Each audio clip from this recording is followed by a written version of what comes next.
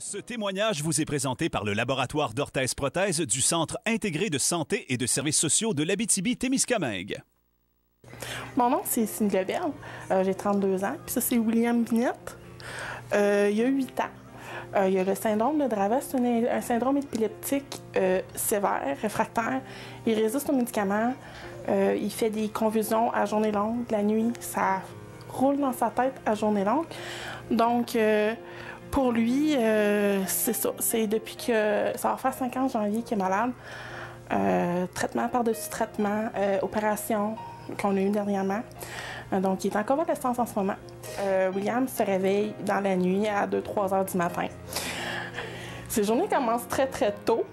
Puis ensuite, c'est des convulsions. Direct en se levant le matin, lui, c'est des crises. Il fait toutes sortes de crises. Il fait des chutes à terre, des spasmes, des convulsions tonico-cloniques. Donc, lui, en se levant le matin, c'est ça. On commence à lui donner sa médication. Il déjeune. Ensuite, c'est selon lui. Nos journées se déroulaient selon son état du moment. C'est un petit garçon, avant l'opération, c'est un petit garçon très, très, très hyperactif. L'électricité dans sa tête, là, c'est comme... Son orage électrique continue dans sa tête. Donc, pour lui, il bougeait tout le temps, d'un bord puis de l'autre. Puis il sautait partout. On avait de la misère à le faire comme asseoir. Parce que des fois, ces chutes atoniques qui font en sorte qu'il tombe puis il se blesse. William, il va à l'école des demi-journées. Il fait des demi-journées à cause des médicaments. Le matin, il est non fonctionnel. Il est comme ça. Il s'assied puis il fait rien. Si tu demandes quelque chose, il va se retourner puis il va refuser de le faire. Il va aller se cacher, il va se sauver. Donc, il fait des demi-journées, mais présentement, il est en convalescence. Donc, il est en convalescence sa dernière semaine, tout dépendant de son état. Parce qu'on l'envoie s'il va bien. La ressource est venue en aide d'une grande aide. Ça a commencé avec le casque, mais c'est pas ce casque-là. C'est un autre casque, puis ça fait quand même 4 ans, là. Ça, c'était une grosse sécurité pour William, parce que sinon, il s'est cassé le nez, il s'est fracturé le crâne, il a des commotions cérébrales, parce que ses chutes sont violentes. Donc ça, c'est quand même assez dispendieux, puis la ressource nous a beaucoup aidé au niveau des casques. Aussi, William, il est incontinent, il a besoin des couches régulièrement, donc la ressource nous aide beaucoup par rapport aux couches. Il y a aussi les bandes à poing. William, pour qu'il donne un petit break pour sa tête, pour qu'il se frappe la face souvent sur la table, il a besoin d'un banc à poing pour la table. Donc, il y en a un chez papa et il y en a un chez maman. Donc, il peut être comme les autres et s'asseoir avec nous autres. La ressource est venue en aide avec tout ça, en plus du déneigement. Je peux pas sortir avec lui parce que William se sauve dans la rue. Donc, je ne peux pas sortir dehors pour déneiger. Donc, ça m'a beaucoup aidé, là. Il y a une somme qui m'a été versée. Et ça m'a beaucoup aidé, là, pour payer un déneigeur pour cet hiver, là. C'est une grande aide, là. C'est quoi qu'il y a? Tu veux de l'aide? Il parle beaucoup par signe. C'est... Bien, beaucoup. On commence, là. Ouais, avec des signes, c'est de même qu'on va être capable de plus communiquer avec lui parce qu'il est... quand tu te fais pas comprendre, c'est fâchant pour la personne. Puis il nous piquait des crises des fois parce qu'on comprenait absolument pas ce qu'il voulait. Puis il n'est pas capable nécessairement non plus de nous démontrer. Donc, avec les signes, ben tranquillement, pas vite, il se fait comprendre par les autres. Aussi, quand il est tanné, on fait une activité puis il est tanné, il fait les signes finis puis on force pas puis on arrête. C'est pour lui. Là, avec ça, il se sent plus compris. Donc, c'est plus facile pour lui, là. Le quotidien, il est mieux, là. Ce témoignage vous est présenté par le laboratoire d'orthèse-prothèse du Centre intégré de santé et de services sociaux de l'Abitibi-Témiscamingue. Je m'appelle Louisa Laudet. J'ai mis au monde, il y a 25 ans, un enfant handicapé avec souffrant d'une cécité totale puis des malformations cérébrales. Ça fait 25 ans qu'on est dans l'univers des personnes handicapées, mais on prend ça une journée à la fois. Puis c'est là que ça nous a amenés aujourd'hui, avec Samuel qui suit des cours de piano, puis il suit de la harpe. Puis Samuel, c'est ça, ses journées sont, maintenant qu'il a 25 ans, quand même autonome. Fait qu'il est capable de se déplacer toute seule dans la maison, en voyant pas. Fait qu'il sait, il peut aller aux toilettes toute seule, mais ça reste qu'il a besoin d'une certaine supervision. Fait que oui, on fait son déjeuner. On a travaillé pour essayer de faire ses toasts le matin, mais peine perdue, je me suis découragée. Fait qu'à la place, il mange sa petite pop-tart au déjeuner. Fait que Samuel, il aime bien ce qui est sécurisant pour lui, en fin de compte, c'est sa routine. C'est beaucoup de travail de s'occuper d'un enfant handicapé à temps plein. Fait qu'il faut aller chercher de l'aide, il faut être une famille unie. Ça prend vraiment un conjoint dans tout ça, on n'est jamais tout seul. Fait que, puis des amis autour, puis fait que les gens, je trouve quand on demande, les gens, ils nous aident, tu sais, mais ça risque que c'est pas toujours le fun de demander. Il n'y a pas personne qui aime demander. Pour que Samuel apprenne la musique, bébé, la première chose que j'ai su quand il pleurait puis que je savais pas pourquoi, je me mettais à chanter. Fait que Samuel a appris toutes les chansons, les comptines d'enfants, puis chaque fois que je commençais à chanter, il tombait calme. C'était vraiment un antidépresseur pour lui, là, on dirait. Fait que ça m'a amené à dire « Oh, il y a quelque chose dans la musique là, qui l'intéresse. » Fait que pour le fun, j'ai fait des petits sons, je chantais avec lui. Puis à 4 ans, j'ai fait faire, même la ressource avait donné un petit peu d'argent. On a commencé par ça, un cours de piano. C'était pas pire, mais on dit « Oh, on va vers quelque chose. » Puis c'est par ça que ça a amené encore des cours, puis encore. Puis il y a 3 ans, Louise a dit « Qu'est-ce que t'en penses? On essaye la harpe. » J'ai dit « Ah ouais? » Ben oui. Dans 3 secondes après, il savait jouer Frère Jacques. Il a tout dans sa tête, les notes de musique. Comme là, le Titanic qui a joué, il l'a entendu à la radio, juste à la radio. Louise n'avait même pas commencé à lui donner ses cours. J'ai dit « Ah, Louis, j'ai dit, Samuel, il dit, il joue Titanic, écoute ça. » Fait que, il l'avait, là. Ses notes sont dans sa tête, juste à entendre les sons. Tu sais que la ressource nous a donné des sous pour les cours de piano. Elle nous a donné des sous pour une autre non, attends un peu. Les pianos puis la harpe, je pense. J'ai pas demandé beaucoup. Je pense que je suis un petit peu, pas gênée, mais c'est pas... J'ai comme peur. En tout cas, je sais pas. Fait que c'est sûr que tous les sous qu'on a eus par la ressource, c'est pour les cours de piano à Samuel. Parce qu'à 25$ de l'heure, même là, on est rendu à 27$, c'est correct que Louise, elle charge ça parce qu'il n'y a rien de donné. Là. Fait qu'à 27$, si on dit, tu sais, dans un mois, ça fait quand même de l'argent, là. Bien, je ne sais pas si c'est comme ça dans toutes les municipalités, mais en tout cas, nous autres, à Amos, après 21 ans, on n'a pas vraiment d'organisme qui aide nos personnes qui souffrent de déficience puis qui ont besoin du 1 pour 1. Samuel a commencé l'école à 4 ans, jusqu'à 21 ans. On a pu même sur le bord de 22 par rapport à sa date de naissance. Fait qu'il partait le matin à 9 h, puis il revenait à 3 h l'après-midi. Avec son lunch, sa routine. Fait que tout était structuré, puis Samuel a vraiment bien fonctionné là-dedans. Il y a eu des hauts et des bas. Il y a eu des hauts et des bas, mais on peut dire que ça nous laissait, je pense, du temps pour être une vie comme une famille normale. S'occuper de l'autre enfant, puis aller travailler, parce qu'on travaille à travers tout ça. Hein?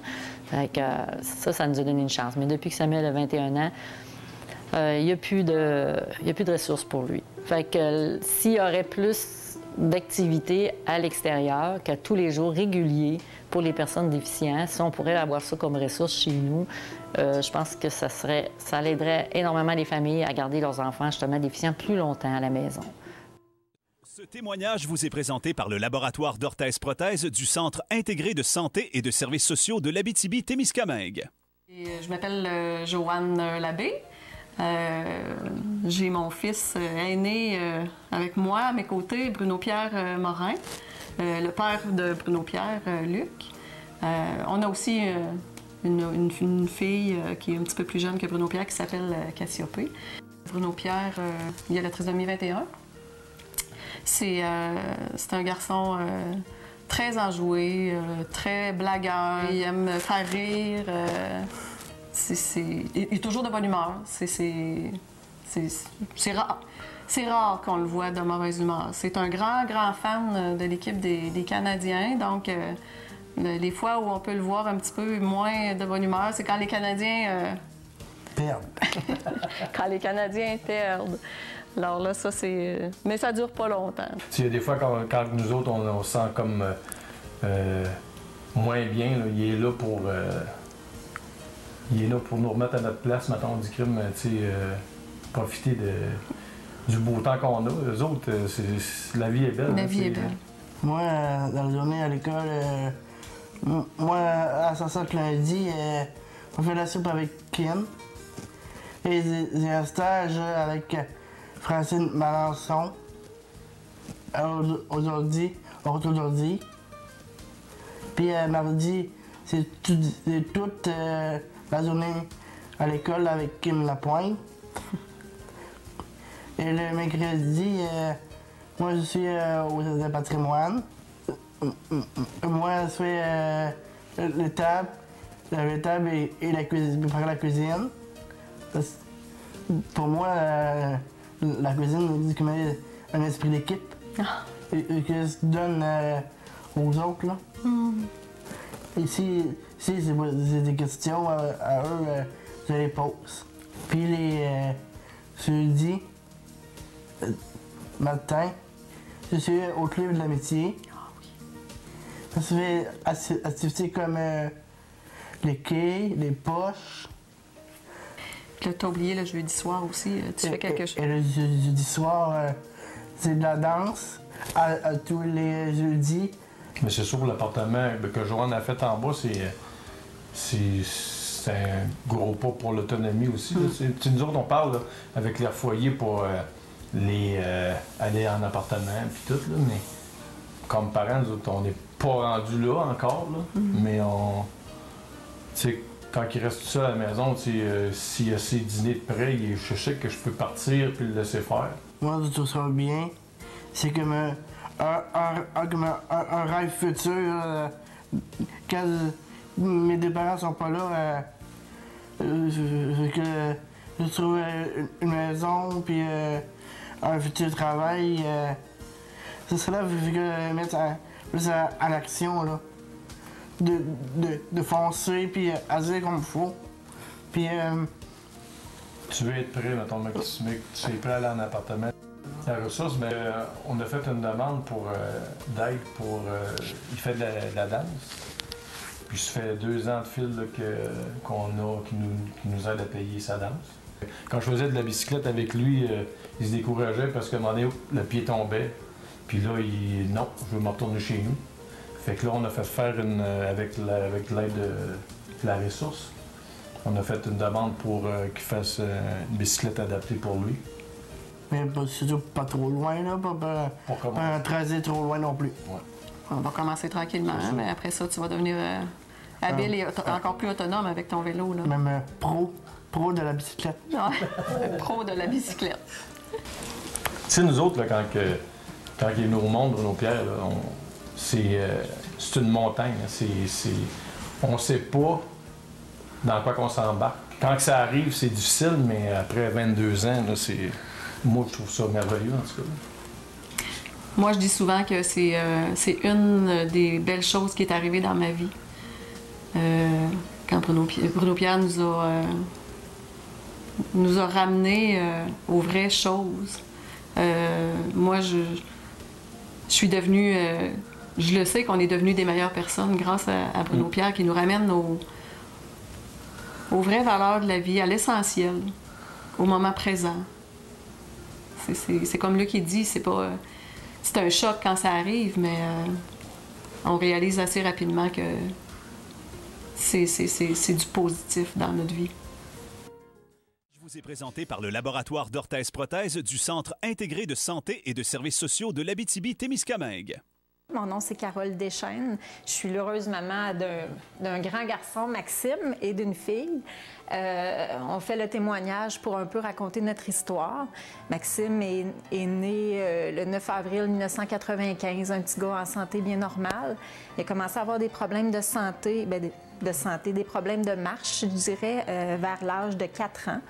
On a commencé à investiguer au centre hospitalier à Ville-Marie. Ils nous ont référé à Sainte-Justine. Après plusieurs examens, on ne trouve pas qu'est-ce que Maxime a comme maladie.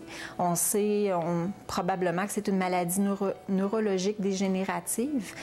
On fait des tests et test après test, jamais de réponse de diagnostic précis. C'est neurologique dégénératif, fait que d'année en année, il en perd toujours. C'est quand même assez stable, mais là, il y a de la difficulté à parler, de la difficulté à manger tout seul. Par exemple, pour la dextérité fine, c'est difficile. Il y a le papa, Pascal, qui est là aussi. Il y a la sœur, Julie-Pierre, il ne faut pas l'oublier parce que quand on a un enfant différent, c'est toujours de faire attention aussi à l'autre enfant parce que Maxime demande plus de soins. Il n'est pas tannant, mais il demande plus de soins. Dans la semaine, j'ai quelqu'un qui vient. Elle arrive pour 8 heures le matin. C'est elle qui le lève, c'est elle qui va faire toutes les activités. Ils vont à l'Axia, chose qui est bien importante. Le centre de jour, l'Axia, est une des activités qu'ils peuvent faire là aussi. Maxime rencontre ses amis qui sont comme lui. Fait que des fois, quand tu parles avec des gens qui vivent les mêmes contraintes que toi, des fois, ça peut être intéressant de se comparer. Fait que c'est ça, elle arrive à 8 heures, elle repart vers 4 heures à peu près. Fait que c'est elle maintenant j'ai pu à me soucier des traitements de physiothérapie parce que ça aussi, c'est quotidien. Fait qu'à tous les jours, il fallait que je fasse les traitements. Fait que là, je délègue. C'est plus facile. Ça nous aide à vivre comme des gens normaux, si je peux dire ça, comme des gens de l'âge qu'on a aussi, tu sais. Fait que ça nous libère. Parce que c'est quand même une bonne demi-heure à tous les jours de physiothérapie. Fait que c'est exigeant, c'est demandant, mais c'est important. Fait que Sophie se charge de faire tout ça. C'est pas loin, Rouen, quand tu fais un voyage de plaisance. Tu sais, quand tu dis, ben, j'ai affaire à Rouen pour telle raison. Mais quand il faut amener ton enfant en maison de répit, c'est un autre paire de manches. Ça fait qu'il faut faire notre 3 heures de route pour aller reconduire Maxime à la maison de répit. C'est sûr que ça fait du bien, c'est sûr que ça prend ça. Il faut se discipliner aussi à y aller régulièrement pour être capable de durer longtemps. Parce que, comme j'explique à Maxime, si on ne l'envoie jamais en répit, c'est qu'à un moment donné, on s'épuise. Puis il n'est pas demandant, mais quand même, il faut toujours que je pense, quand je suis en train de manger, il faut que je le fasse en même temps. Fait que, tu sais, ça prend du répit. Il faut se retrouver en tant que couple aussi, en tant qu'individu. Hein? Si c'était normal, Maxime a 22 ans, en principe, il vole de ses propres ailes, puis il n'est plus là. Puis bien, la maison de répit est là. C'est très dispendieux. Bien, très dispendieux. C'est un besoin essentiel, nécessaire pour nous autres, mais c'est cher. Puis encore là, la ressource est là pour venir en aide à payer, à défrayer ces coûts-là. Fait que ça nous aide à souffler un peu pour durer longtemps.